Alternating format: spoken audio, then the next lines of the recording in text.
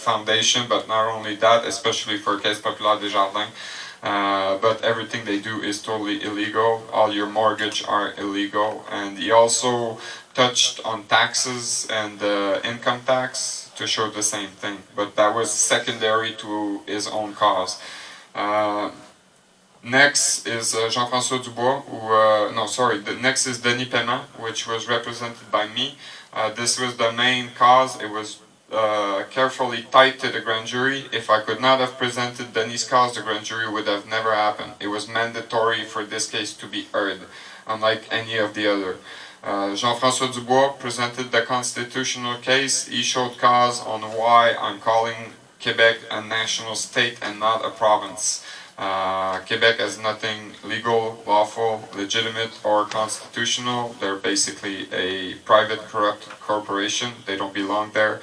They're a bunch of criminals, and they're on the list of criminals. Last but not least, no, I'm not there yet. Yes, I am. Angèle Prince. She is a woman of great courage and integrity. She came to the grand jury. She presented a cause against the Quebec maple syrup producer. And once again, I'll refrain from telling you exactly what I think of these. Starts with a B and ends with Astrid. Anyway, I said it. Okay, anyway. And at the time of the grand jury, when she came about, she was not fully and confident that it would work or in trust that it would work. But during the process, something went on in her brain. She understood the power of the grand jury and she took it like if it was hers, and she brought it everywhere. She printed the signs and stuff, and there's nothing they haven't done, her and Régent, which is hereby present, after the grand jury. They haven't spent that they haven't save any energy and carrying the grand jury as well as I did. So thank you to them. Donc après, pendant le grand jury, avant et pendant le grand jury, Angèle s'est présentée. Elle n'y croyait pas trop pendant le grand jury, mais par la suite, il y a quelque chose qui s'est passé dans son cerveau. Je ne sais pas si personnellement pour elle, peut pas, je peux pas parler pour elle, mais elle n'est pas loin, elle pourra vous le dire. Si c'était pendant ou après le grand jury, il y a quelque chose qui a déclenché. Elle a compris qu'est-ce qu'était un grand jury, le pouvoir que ça avait, et ils n'ont pas ménagé ni leurs efforts ni leur argent pour continuer le grand jury et parler au nom du grand jury après le grand jury. Et donc pour ça, je leur remercie. Régent est ici. Donc chapeau bas au Régent. Merci d'avoir payé et puis d'avoir accompli d'être ici aujourd'hui pour le grand jury. Next picture. Here you will recognize Denis Paiement. We're going to get into his case very soon. He is hereby present. He can speak for himself. Donc Denis Paiement peut parler pour lui-même. Without this man, there would never have been a grand jury. There would have been nothing else anyway. We wouldn't even be here without all of his suffering. Donc à cause de toute la souffrance qu'il a endurée, toute la merde qu'il a endurée, c'est par rapport à ça qu'on est ici aujourd'hui. So we're going to briefly talk about his case. Tammy, how long do we have on the camera? You're at 47 minutes. 13 minutes, alright. So then you will recognize this next picture here. I don't need the textbook now. We'll recognize this next picture. That happened into his house in Rivière-Rouge, or Sainte-Véronique if you prefer, which is part of Rivière-Rouge. The gentleman that you see leaning against the wall, it's not because the wall was about to fall. Oh yeah, the wall was about to fall, but that's not the reason he's there. This is our notary public, Ghislain Poudrier. He's overviewed everything that we've saw here in this picture. He's collecting evidence. Of course, now he's talking with Denis, right? But he's collecting evidence about everything that we presented at the grand jury. There would be much more to say, but yeah. This picture was taken shortly before Denis' house was stolen from him, and we'll show you about it in a moment. So I'll just read the page on the text on the next page. So Denis was injured, that's his story. Denis was injured in a workplace accident on July 21st, 2003, and here is a brief thing. On July 21st, 1969, Neil Armstrong said the lie about landing on the moon.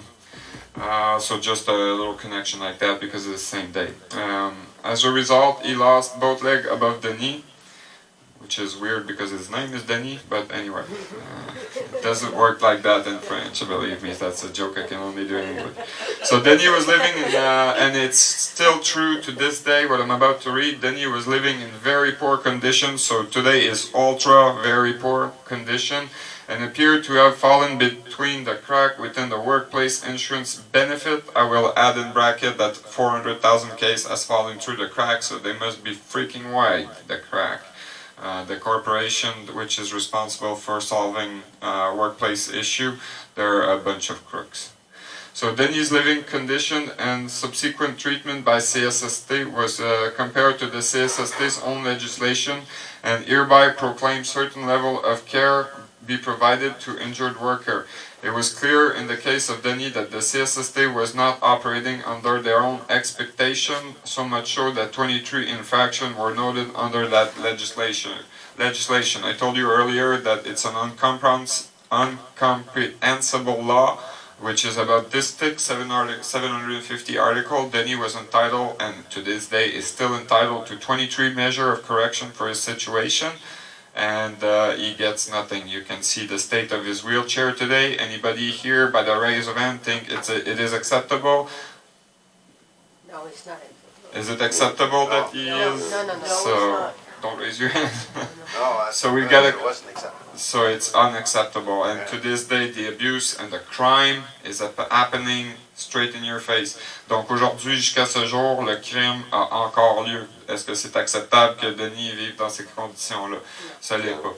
Ça l'est pas. And you should have seen how he got here. He needed to be drive when he could drive his own vehicle. Nothing is adapted, even in this place. So, tangible result. We did have some tangible result, and here you can see it. Then you would probably know way much more than I could ever tell about this little toy here. They wanted to shut him down at some point. I call this a candy bar because they wanted him to go and kill himself upon such a monster. But the matter of the fact is they still paid fully for this item that you see here. So the ATV itself is worth roughly $14,000, and the accessories that came around with it roughly $11,000. Denis still has this to this day, and they paid for it. Like I said, they wanted him to go kill himself on it. They thought if they give him that, he'd go waste himself in the wood and would not continue within the grand jury. After we received a letter of change for this item, I was able to speak with Denis, because he well understands when I'm speaking, in delaying for 10 months to go and get it. So, because I knew it was just a toy. So we had better thing to do, he understood that, so he delayed it as much as he can. When the check came to expire, or expiration date, he went and got it.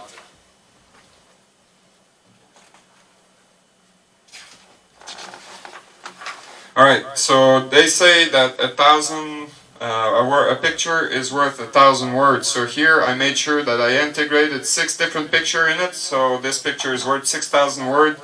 You can see that this is the vehicle that Denis needs.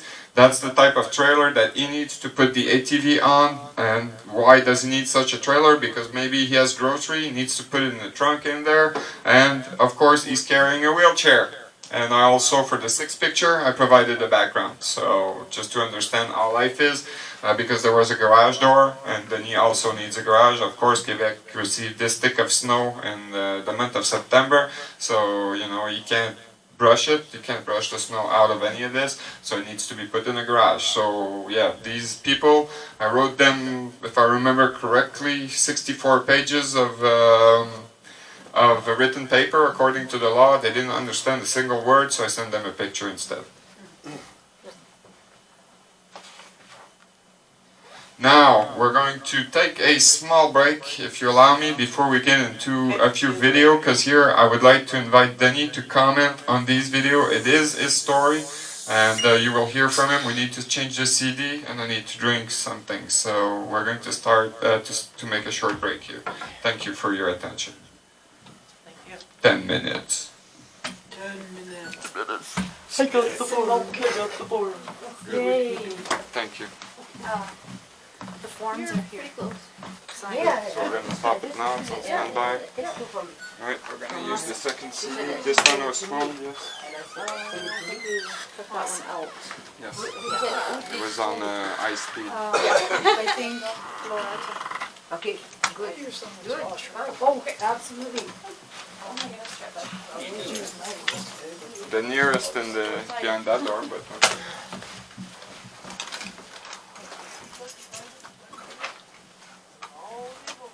C'était quoi ça, Denis, ton entrée de cave? Faut aller payer. Mais tu peux pas rentrer par là? Non, faut aller payer. So did Denny ever get any help from them people? No. Not yet. It's been 16 years. Criminal, eh? Il apporte la roue par l'extérieur, on peut pas par en dedans. Ah ouais? Have been sent to Loretto.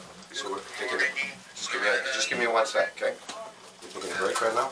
Yeah. 10 minutes. Mhm.